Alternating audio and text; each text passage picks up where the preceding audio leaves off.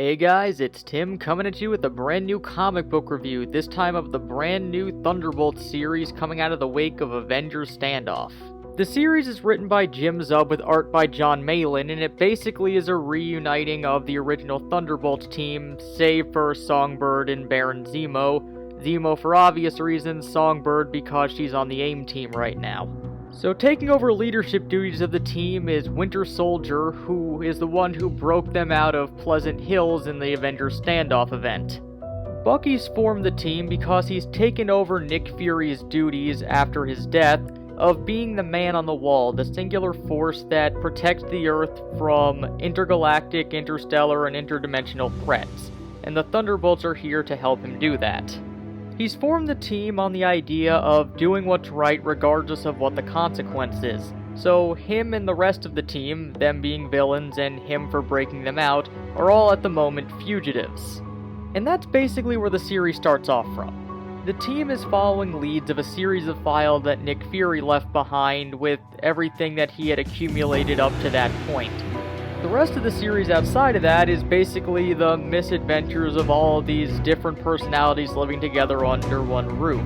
And that includes another member of the team, sort of, Kobik, who for those who didn't read Avengers Standoff is basically the living embodiment of the Cosmic Cube which S.H.I.E.L.D. was using to keep all the villains sedated in Pleasant Hills. She also has the appearance and personality of a 4-year-old girl. And that's basically where we leave off in this book. The team is working together following Fury's files, there's some tension between each other, Bucky's trying to continue Nick Fury's legacy, and they're also trying to keep Kobik safe from S.H.I.E.L.D. so that they can't use her powers like that again. So all in all, I'd say it's a pretty solid start to the series, though it has this problem that a lot of modern comics have of being a lot of setup without really having a lot happen to move the plot forward. There's a decent amount of action at the beginning of the book, but after that first scene, it's really just the characters interacting, which in and of itself isn't bad, it's just that if you're looking for more action in your book, you're really not going to get it beyond the first scene. The art, I'd say, is serviceable. It's really not bad enough that I noticed any huge glaring flaws to it, but there were some issues I felt, especially with Kobik and how she was drawn and a bit of inconsistency between scenes, but overall it didn't really take me out of the story.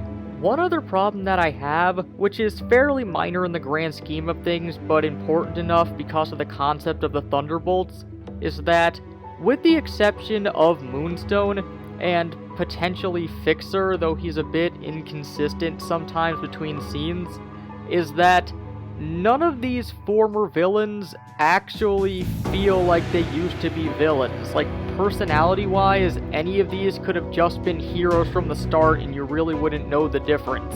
And to be fair, a lot of these characters like Mach 10 and Atlas have gone through a lot of development over the years and have really softened their edges. But why bother using the name Thunderbolts if you're not going to use the concept of what the Thunderbolts are? But on to the positives, I do really like the characters in the series. They're all very on point, they fill their role well, and they're fun to be around.